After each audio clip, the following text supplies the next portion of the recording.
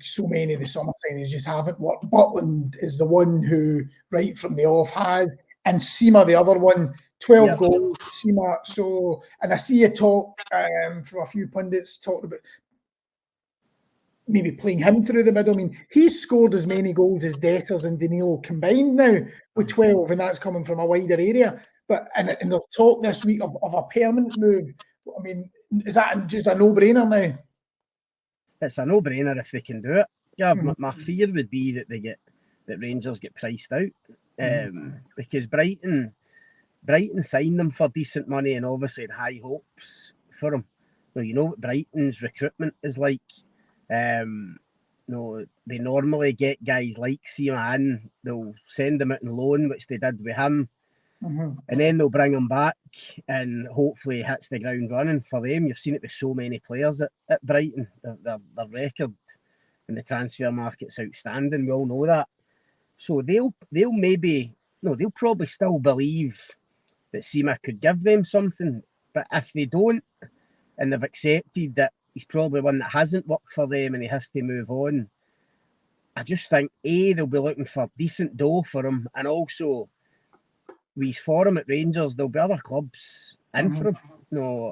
After what he did in Prague, getting that move to Brighton, people will be aware of him, and now that he's kind of back and form again, fit and firing for Rangers, I just think there'll be a lot of competition. I'm not sure whether Rangers have got any sort of deal with Brighton. I know they've got an excellent contact there, obviously, in Davy Weir.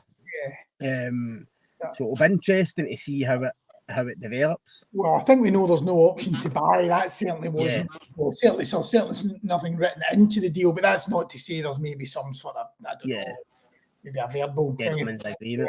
I mean, he's been excellent for them. And what I love about him, I was texting a couple of pals last night, and like you compare him to Ryan Kent, who obviously was the guy on the playing left side of that attack before Sima. And technically, pure technical ability, Ryan Kent is way above Abdallah Sima.